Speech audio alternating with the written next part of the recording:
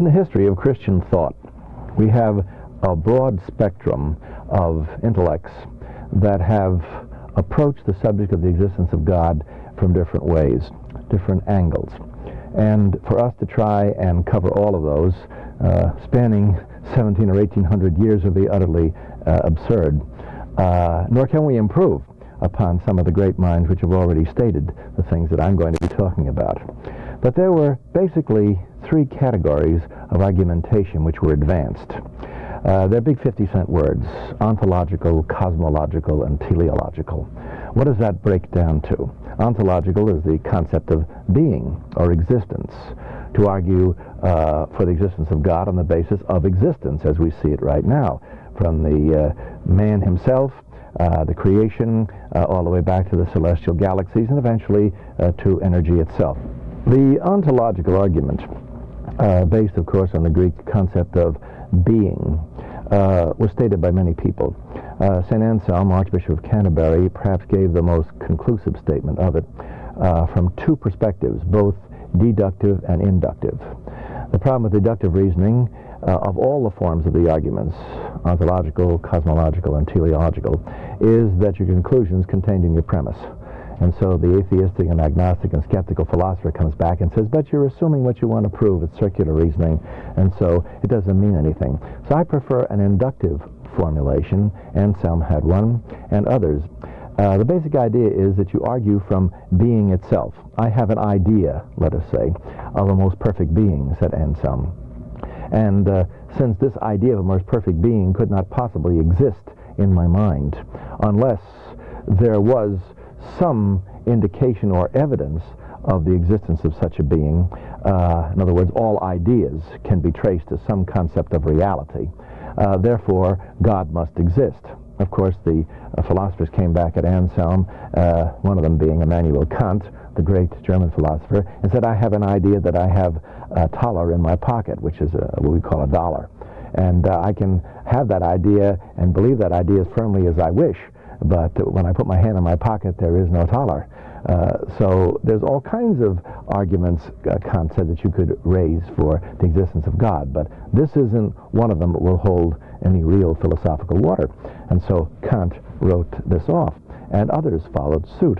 However, René Descartes, the great French philosopher, came back with a propositional argument inductively, that is, arguing from a particular instance to a general conclusion, which is the way science reasons, and he could not be accused of circular reasoning. And he argued, of course, for the innate idea of God. And of course, then the psychologists and everybody descended upon Descartes and tried to explain away what he was saying. I think it remained for J. Oliver Boswell, who was the first president of Wheaton College, later the dean of Covenant Theological Seminary, author of Systematic Theology and many, many books, philosophical theology and so forth, to deal with the subject in a condensed manner, a logical condensed manner. He was a Presbyterian who, they're very determined to preserve order at all costs. And Boswell was my professor and had a tremendous way of condensing all of these great minds together and putting them into a form that was meaningful for the average person. After all, it's the layman who's fighting for his life out there on the college campus, even in high school now, and in the world, to try and justify the reasons for his faith. The Bible says, give to everyone that asks you an answer, a reason for the hope that lies within you. Well, I think Boswell did that in a very concise way, particularly when he got to this subject of being. And Boswell said Anselm was wrong. There are too many explanations the philosophers have given. They've refuted his deductive arguments. However, I would like to state it another way, and I concur with what he did. Boswell said, supposing you were to find a flat island in the Pacific, and you landed from your ship and you went in and you began to appreciate the culture. The people had never been apparently visited by anybody before, and so very much like Captain Cook in the Hawaiian Islands or whatever, you would see this particular island. Only this is a flat island. There's nothing, it's just almost level, much like the islands which we see out there. And then you're talking with the people, you learn their language, and you notice that they have a word for a snow-capped mountain peak in their vocabulary. And you say to yourself, wait a moment, now, let me reason this out. Here's a flat island in the middle of the Pacific, and there's no such thing as snow here. What are we talking about? Well, one, inductively, they must have come from a culture where there was a snow-capped mountain peak which was lost in antiquity. Or, two, somebody visited the island and told them about what snow was, and there was a snow-capped mountain peak. Or you say to yourself, somehow or other, somebody must have conceived of a snow-capped mountain peak. Well, instantly, you can discard the last one. Because if within the idea structure of the culture, there is no word for snow and no word for mountain, then it would be impossible for a person to sit down and conceive of this idea of a snow-capped mountain peak. Absolutely impossible. In the case of adapting this to Christian theology and the argument for being, or the concept of this idea, we have the idea of an eternal, all-powerful, ever-present entity, creator. And no matter what we do, we can't account for that within our vocabulary or within our experience. It just doesn't exist. And so inductively, we are forced up against the wall to explain the origin of the idea. Now, of course, there are ideas that we have that don't have any real origin at all. They're fantasy or mythology or something like that. But we're not talking about this. What we're talking about is something of a concrete nature that we can observe, something that we could test. And when we start testing, we find out, Descartes said, and Boswell sums it all up, that the only thing that fits the possibility of our snow-capped mountain peak is revelation. That God has revealed himself, that the information is there, and that the idea is within us. Now, it's a modified form of the Ansonian argument, but essentially that is an ontological argument for the existence of God. I think Descartes did a good job of presenting it. I think Boswell did a good job of summing it up. We certainly do have to face the fact that the idea of God exists.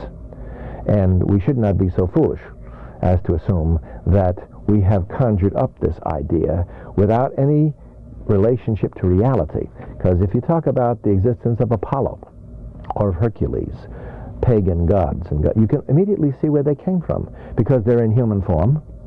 And where do you get Hercules, the all-powerful man, if you don't get it from the idea of a human being blown up into infinity? Well, you can't take any of the ideas of Creator from human experience and blow that into infinity and end up with God. Your snow-capped mountain peak, in effect, cannot be accounted for apart from revelation and the existence of God as he exists within our own minds and as he exists in creation itself. So the ontological argument, inductively, I believe has some weight to it. And you can say, well, account for it then. As Boswell would say, God, he is. That's the datum. Now, account for the datum. And when you have to try and account for it, then you run out of philosophical gas in a hurry. I think the argument is essentially sound. The second form of the classic arguments is the cosmological argument. A big word, but it just means from the fact of the cosmos. And you get immediately into the concept which everybody understands of cause and effect. Now, it's very foolish when talking to people who are unbelievers and trying to use a cosmological argument to talk about everything must have a cause. Because the moment you talk about that, they'll jump up and down on you with golf shoes, and they'll say, no, everything doesn't have to have a cause. That's an assumption. So the Christian should argue from effect to cause. Every effect must have a cause, sufficient and efficient, but you have to have causality. And the fact of a cosmos demands that we have an explanation. That is, if we are following a scientific method of inquiry, such as particular instances, we observe certain things and we come to a general conclusion. Science does this. Philosophy says it does it, and I think that we can say it in a very succinct way. If anything now exists, then something must be eternal. Or something not eternal must have come from nothing, which is a very simple statement of exactly what the cosmological argument is. And what we are arguing for as Christians is the universe as an effect, and what we see around us as an effect, not as the cause in itself. A few years ago, I was debating different people on a national radio program, and I had to debate a gentleman one night who was a scientist, and another one who was an atheist and an agnostic, and I think the fourth member was a occultist. So I had a very friendly audience that night, and I was the guest on the program, and I was representing, quote, Orthodox Christianity, close quote. So they immediately came at me with the idea of, well, how can you prove the existence of God? And I made this statement, which upset quite a few Christians. I said, nobody can prove the existence of God, such as taking the deity into a laboratory, putting a piece of litmus paper into a test tube, and if it changes to purple, God's here. I mean, if you're talking about that kind of proof, forget it, because there are other types of proof, and unfortunately scientists forget that sometimes. What we have to do is re-educate them and show them that they themselves use other kinds of proof in order to arrive at truth, and assumptions and presuppositions. Everybody does. Anybody that tells you that they don't have any presuppositions, you can immediately scratch them off, because everybody has some. And we have, as Christians, a presupposition. We have found him of whom Moses and the law and the prophets did write, Jesus of Nazareth. And because of that, we believe we have found the answer as God has given it. So anyhow, I was going on this program, and I had to brush up on my scientific background to get to this gentleman, because obviously he was very well informed in his field. So I went over and I talked to Dr. Earl U. Bell, who was then at the New York Herald Tribune, a science editor. He's a very famous writer now, and he was beginning to become famous then. And I said, I'd like to bounce off you some ideas on the concept of science and the philosophy of science. He said, go ahead. I said, well, I'm going to be debating somebody tonight. I have to tell you what my reasons are, and I'm going to debate a scientist. And I said, I want to approach him in an area where it's going to be logical, rational, scientifically motivated, and then only philosophical incidentally, that we eventually end up with a philosophical position. He said, all right, I understand what you're talking about. And I said, how many possible explanations are there for the existence of the universe? And I was going right into causality, right into the heart of cosmology, and he's an expert in this field.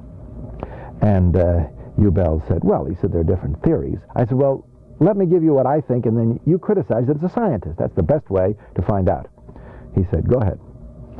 I said, number one, the universe is eternal. So we don't really have to worry about it at all. We don't have to ask any questions. It's always been there. So why bother pursuing it any further? And he laughed. And he said, well, that's the theory of Fred Hoyle, the steady state theory.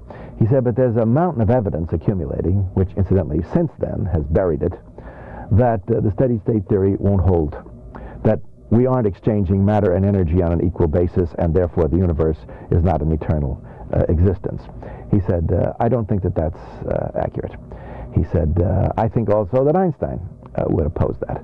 He said, because Einstein affirmed what is called the second law of thermodynamics, which is heat and its loss in friction in the universe.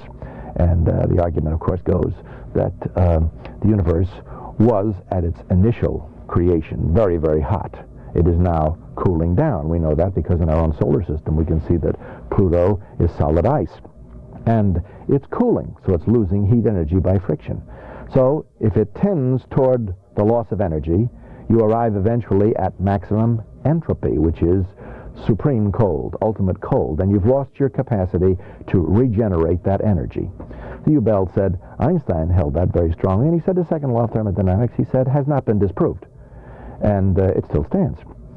So he said, I think that Hoyle has a problem with an eternal universe. He said, I would not subscribe to that. I don't think best scientific evidence indicates an eternal universe. I said, well, we'll scratch that one. The universe is not eternal. I said, no, supposing we look at it from a standpoint that the universe really isn't there at all, but that it exists as a construct or an idea in our minds, and we just think it's there.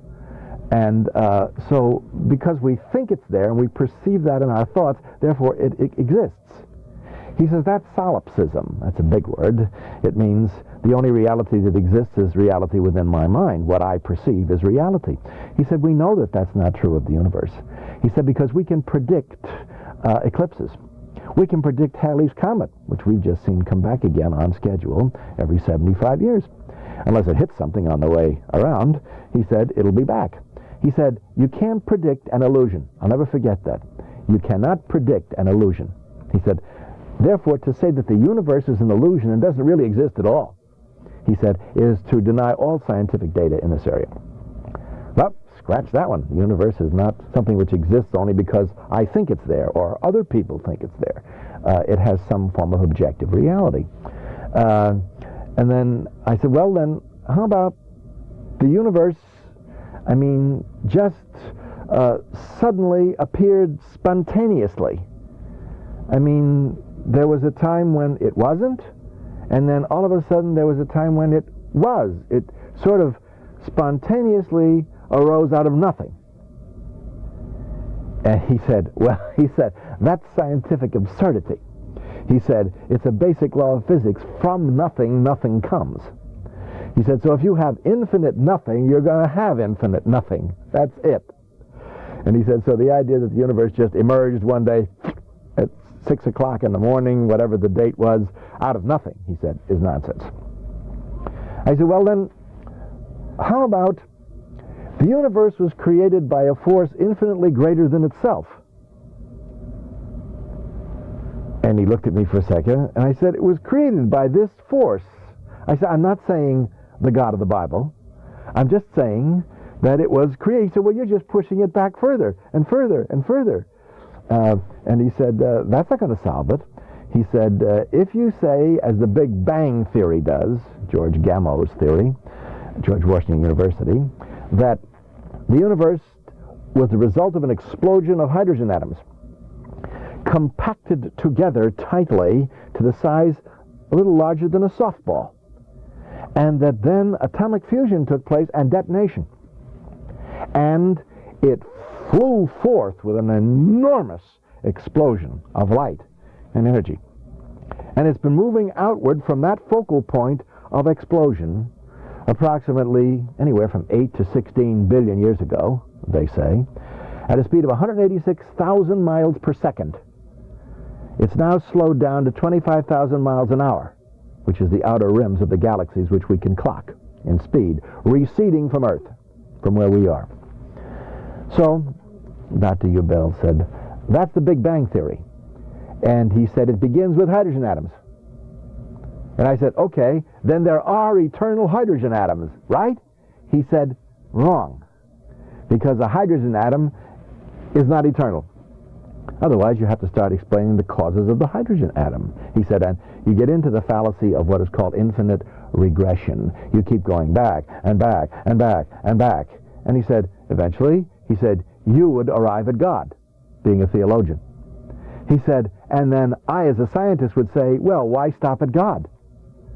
Why, who caused God? And who caused God's God? And who caused, and who caused, and who caused? He said, so you have infinite regression going on. He said, you can't explain the infinite regression. He said, at least to my satisfaction. He said, but the fact that there is a Big Bang, he said, I don't think there's any doubt of that. There was a Big Bang, and there's no such thing as eternal hydrogen atoms. I said, okay, so we're back to there was an explosion, and probably of hydrogen atoms, and the hydrogen atoms weren't eternal. Right. I said, then what is eternal? And exactly what we began with, I concluded with in discussing with him. I said, if anything does now exist, then either something must be eternal or something not eternal must have come from nothing. And he just looked at me, and he said, something not eternal must have come from nothing. I said, right. He says, impossible. I said, well, then where are you? But at Genesis chapter 1. The universe was created by a force outside of itself, upon which it must depend. And this we call God, the God of creation. He said, but you've got an infinite regression. You can go back to who caused God, and you can go on and on and on and on forever. I said, well, hey, let me ask you a question. I said, supposing we just agreed with Bertrand Russell, that's where you're getting this from, the British philosopher, and yourself, that we end up with God after we regress back past the universe. And then we say to God when we arrive there, well, actually, we should regress beyond you. Who made you? And then God would respond to us and say, that is irrelevant. The only thing that matters is I made you, and you are answerable to me. It is an irrelevancy to say who made God once one has arrived at God, because God made us and the universe itself. So stop there. When I was concluding my discussion with Dr. Ubel on the subject, I said to him, well, granting your premises that we finally regress in the cosmos past man, past creation, past the galaxies, and we finally end up with eternal hydrogen atoms, and we go beyond the hydrogen atoms, which we now know are not eternal, and we end up with the creator of the hydrogen atoms. And then we say, God. And then we say to him, well, now we want to know who made you, sir. And the response would be, that's an irrelevancy, because you're answerable to me and I made you. So even if you have a finite God when you get there, which I don't happen to accept, I told him, still when you get there, granting your own premises, you can't answer him. Nor can you go into any argument defending yourself, because you've arrived there. And he's there. What are you going to do then? End of argument. Of course, the Christian doesn't accept this line of reasoning. I was using it to show even the scientific arguments carried to their logical conclusion ends up with a finite creator to whom we are answerable. You see? So the argument of who made God is irrelevant and has no real meaning. But from a Christian standpoint, when you got back to the creator of the atoms, you would not be dealing with an effect. You would be dealing with the cause. And we must restate this again, that the Christian position and the theistic position has always been every effect must have a cause. There's no possible way out of that in reasoning. And when we talk about God, we're talking about the eternal cause. We're not talking about effect. So we can reason back to him. But when we get there, we're dealing with creator, and we're dealing with someone we have to answer to. And that doesn't make it easy at all. Of course, you see, it's very difficult to deal with people like this because Bertrand Russell came to the United States in the 1950s, gave a series of lectures, and Russell was asked by a national magazine. I clipped the article because it fascinated me. And the national magazine said to Russell, Lord Russell, what would you consider to be evidence for the existence of God? That's a fair question. And Russell said, well, I'm an agnostic. I'm not an atheist. I don't know if God exists. I don't think he does, but I don't know. But if a voice were to speak to me from heaven and predict without error every event of my life for the next 24 hours, even those outside the normal range of probability, beta principles of mathematics and so forth, then I might be willing to concede the possibility of the existence of a supernatural force. Now, I cite this to show the mentality of some of the greatest minds in the world when it comes to religion and to God. Here's a man that if God talks to him and tells him everything for 24 hours and everything comes to pass exactly as he asked for it, then he's still going to doubt that the Creator is there. And Jesus Christ said, some will not believe, even though one rise from the dead. He rose from the dead, demonstrated himself alive with infallible proofs, and you could say, as Paul did, well, there are 500 witnesses that saw him after his resurrection. Some of them, most of them are still alive. Go talk to them. That's evidence. That's prima facie evidence. But it doesn't make any difference, because there are people whose mindset is, I'm not an atheist, I'm an agnostic, and they're closet atheists. They say they don't know, but they live as if they did. And they're not kidding anybody, least of all God. So in making this appearance on the program that night, I went to Dr. Ubel to try and get a structure inductively for a cosmology for the existence of God. Now, we haven't proven the God of the Bible. I'm not suggesting that we have. I'm suggesting that we have shown that he is the most probable and reasonable explanation once one goes beyond the creation of hydrogen atoms. And you are face to face with maximum entropy, that the universe is turning cold. Well, it was created then, because it's lost energy, and that energy cannot be made up. So until they disprove the second law of thermodynamics, until they disprove the explosion of hydrogen atoms, loss of heat, till they refute the idea of cause and effect, which they can't. It's just an argument that they use. I think the Christian can very strongly stand upon what the Bible says, that God is the creator, and that we may go back to him. He planted the ear, he planted the eye, he created the human being, which brings us, of course, to the final argument which is used, which I like inductively better than all of them, which is the teleological argument for the existence of God. The final form of argumentation, formally speaking, is the teleological argument. I don't include the moral argument, not because it doesn't have force, but I think it's a deductive argument. So I would argue strongly from the teleological argument, which is my favorite argument. Teleology, of course, simply means purpose. And the concept of purpose is very clear within the pages of Scripture. And in fact, Psalm 90, verse 4 talks about, he that plants the ear, shall he not hear? He that designed the eye, shall he not see? It talks about God's creative power in the universe, the purpose of creation itself, the world around us. Paul uses this argument in Romans chapter 10. He uses it in Romans chapter 1. The invisible things of him from the creation of the universe are clearly seen, testified to by the things which have been made, even his eternal power and divinity. Man stands without an excuse. So the teleological argument is a biblical argument, a very strong biblical argument, and I think it can be stated in an inductive form so that we can grasp it and utilize it as Christians. One of the most interesting things about the teleological argument is the concept of the order and design which we are able to perceive around us. And I think the best way to deal with it is to go to two very great philosophers, David Hume and John Stuart Mill, both of whom were skeptics and agnostics. So we're not going to them with the expectation of finding an argument specifically designed by theists to argue for the existence of God. We go to people who didn't believe, but who nevertheless were honest enough to come to grips with evidence when they saw it. And they did. David Hume, in Dialogues on Natural Religion, made the observation that if we had nothing else to go by at all except the human eye, we would notice some interesting things about it. We would notice, first of all, inductively, that it's composed of various parts.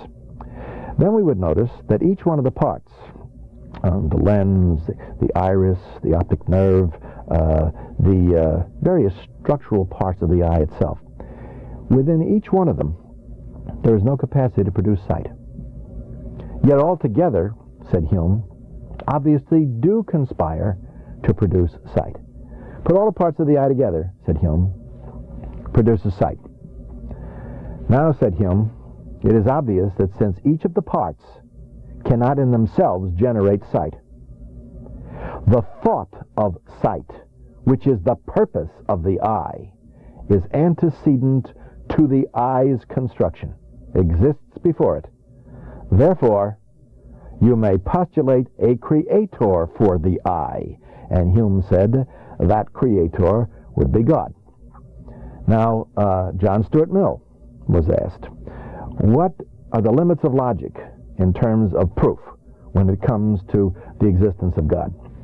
And this is Mill now, the dean of logicians. He said, I know of only one thing that logic can do for theology. He said, and that would be the Humean argument for the eye. And then he proceeded to reconstruct it along inductive logical lines to show that no specific part, if you took each part of the eye, would generate sight. Together they did. He said, Hume is correct. The thought of sight exists before the parts, so that they are organized to produce it. Now, I updated that in a lecture which I gave on a secular campus and really upset the philosophy department because I said, look, if you don't like Hume, whom you love when it comes to criticizing miracles and religion, and if you don't like Mill, whom you adore as the prince of logicians, then why not go beyond them to science, where you always take refuge? The laws of genetics. We now know, by analysis and the study of genetics and heredity, that every part of the human body, from microscopic structure to the largest form, is all the result of a program known as the DNA genetic code. We now know what Hume and Mill didn't know. We now know why each part conspires together to produce sight. We have now pushed the argument back one more step, and the one more step is the program. We now have the program that Mill and that Hume said existed, only they didn't know it. We know it. We can demonstrate it. We can empirically verify the program. Well, do we believe in an eternal program? Or do we believe in an antecedent thought prior to the program? Every scientist looking at a design program as complex as DNA would say without hesitation, the programmer of this is a genius. Why is it then, when we're dealing with the creator, the ultimate genius, they reverse all their reasoning, all their logic, and all their scientific training and say, well, we can't say that. Of course they can't say that, because they would confront him then. And to confront the creator is absolutely paralyzing. People don't want to do that. I was talking one time with the great Christian educator Dr. Frank Gablein, who was a world-famous mountain climber. And we were talking about different illustrations of teleology, or purpose in the universe.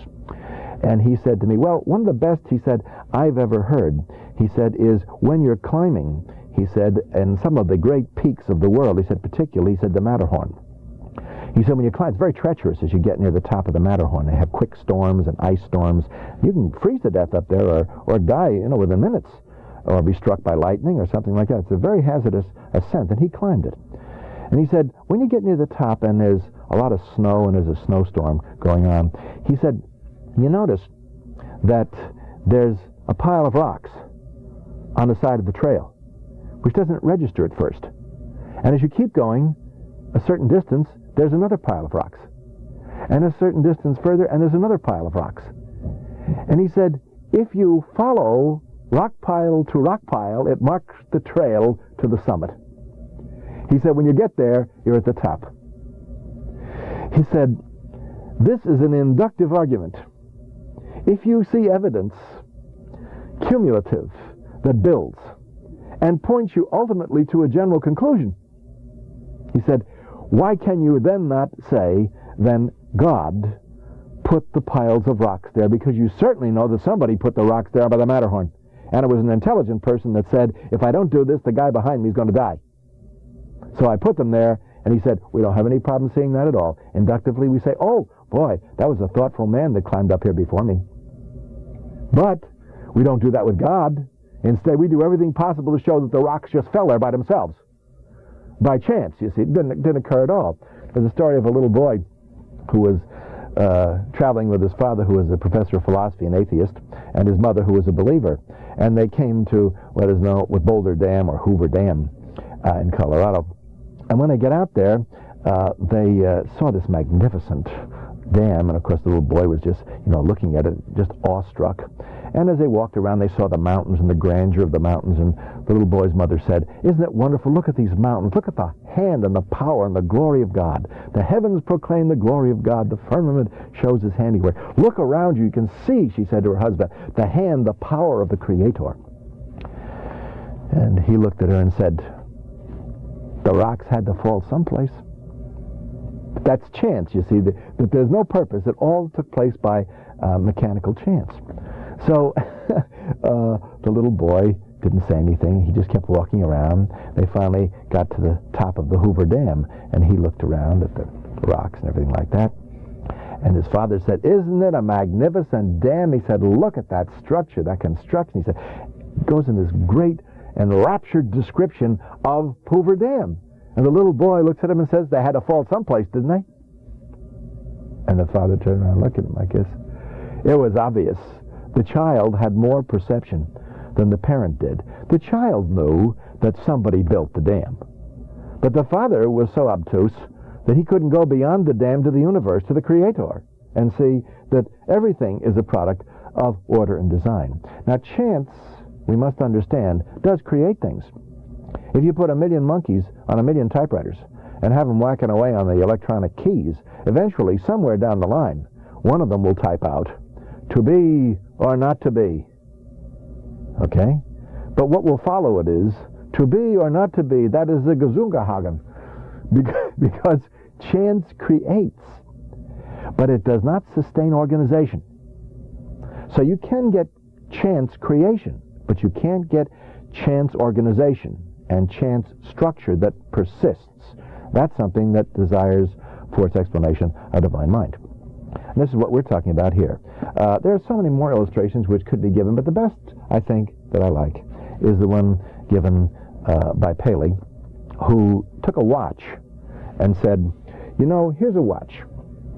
And if you were to find this in a field and you were to open it up, I mean, you'd look at it and you'd study it and you'd come to the conclusion that it was a mechanism of remarkable design, although you probably didn't know what it was. But nevertheless, it obviously had some function. The parts would tell you that. And if you wound it and it were running, you would know it had some function. Well, the atheist and the agnostic descend on you, and they say, but you know that the function of the watch is to tell time. That's why you can use the argument that Paley used for the watch. It's a deductive argument. So I updated Paley a couple of years ago in a lecture, and I said, supposing, in the midst of the UFO crisis on Earth here, supposing a UFO lands from another planet, or intergalactical, and this UFO sees a strange object on a strip of hard ground, and this object has nobody in it or around it, and they examine it, and they open what appear to be apertures, and they lift what appears to be a front aperture, and they check around it and go underneath it, and they start to look at it carefully. They notice that there are four circular objects upon which it rests, and by pushing this object, they notice that it moves forward and backwards. They also notice tremendous amounts of wires and all types of metals and other strange things underneath it. And they notice that this is a marvelously organized something, obviously because it moves. It was meant to push or pull or carry something. Now, having observed this particular mechanism, they would inductively come to the conclusion that it pushed or pulled something. And from the comfortable arrangement of equipment inside, that you could sit in it. Now, they don't have to know it's an automobile. They don't have to know what its function is. They know that it is a design mechanism, and they know that it had a designer. If you stand at the end of the General Motors assembly line and you see a new Cadillac come out, you know perfectly well that the assembly line put it together, but nobody in his right mind would say the assembly line designed it.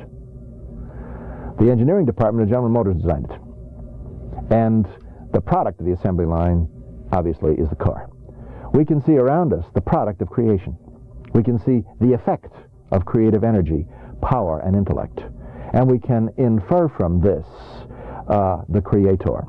Now, we must go to Revelation to arrive at the God of the Bible and the Creator of us all. The Ontological Argument, the Cosmological Argument, the Teleological Argument are only ways of expressing how we reach out with the mind that God has given us to try and reconstruct or construct reasons, because we are rational, intelligent beings, and we are in a quest for knowledge. What better ways than to look at effects and to ask questions about cause? What better way than to look at the concept of ideas and ask for their origin and trace them, the datum, and then to try and equate that with some concept of reality that we know, or we can imagine or think of or project that's rational. And what better way to see intelligence than in designed organization? These three forms of argument, inductively stated, will stand. They are valid. They can be used. They don't prove the God of creation, but they lead us eventually and inexorably to Creator, and the revelation of that Creator in God's power and in God's time, as He has chosen to do so, gave us the Judeo-Christian religion. As Bertrand Russell once pointed out, and I cite him in conclusion, he said, either all the religions of the world are equally wrong, or one of them is right. A cannot be non-A, the law of contradiction. I think we have to face the fact that all the religions of the world are mutually exclusive of each other, internally and externally contradictory. But one, the Judeo-Christian. And this we present as the origin of cosmology, ontology, and teleology, the God of the Bible, the God and Father of Jesus Christ.